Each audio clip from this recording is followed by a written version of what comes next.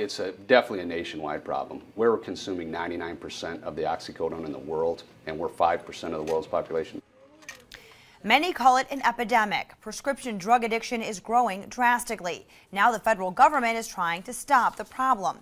Commonly prescribed painkillers are the drugs abused the most: Vicodin, Norcos, and other types of hydrocodone-containing medications. The U.S. Drug Enforcement Administration recently tightened regulations on how these drugs are prescribed to curb abuse.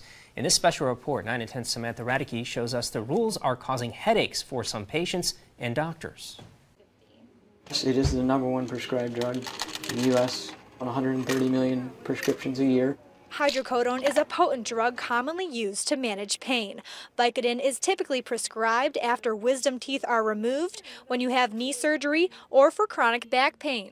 It's effective, but there's a catch. Opiate medications in general have some sort of euphoric feeling that allow patients to be emotionally and physically addicted to it. For that reason, the federal and state governments are tracking the abuse. I think it's being used a little bit too much, and I think clearly it's being abused.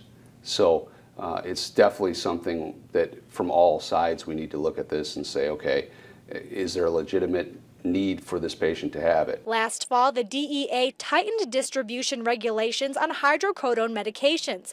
They are now considered Schedule II narcotics, up from Schedule III. That means tighter government control. At this point, the federal government is saying there is a legitimate medical use for it. We see the use, but we also see the potential for abuse, and that's why we're making it a higher schedule. This change requires chronic pain patients to see their doctors each month to get a written prescription. Doctors can no longer write refills. They can only prescribe a 1-month supply and then 2 more months with scheduled dates. After that, they have to visit the doctor again if they need more. What Schedule II does is it makes it difficult for a large amount of medicine to be prescribed at one time. We're not allowed to write for a 90-day supply. We need a face-to-face, or they have to come in and physically pick up a prescription. Some patients and doctors say it's a hassle. It's a problem for both, because now the patient has to come in every month instead of once every 3 months. And it's a problem for the provider, who's already overbooked with patient loads, already super busy, and now their patients that they saw once every 3 months now has to come in once a month. Although these heightened regulations can make some more work for the pharmacists, the doctors, and the patients, many agree that they can be habit-forming, and they should be more controlled. Anything that closely supervises opiate prescriptions, I think, is a good idea. But anything that then inconveniences the patient or inconveniences the provider, I don't think is a good idea. So it's kind of a double-edged sword there. One hydrocodone patient in Mecosta County who doesn't want to be identified says he thinks more needs to be done. You got to set up a separate appointment just to get the medication. And usually I used to just call them in. Now you just got to go and hand deliver the script. That still doesn't protect you from getting robbed. Yeah. And this place has been broke into so many times, it's unreal. The drugs are so in demand on the streets that his home was broken into earlier this month. He says 2 armed men were trying to steal his hydrocodone medications. Just to rob me, take my pills and money. It's been a problem around this area.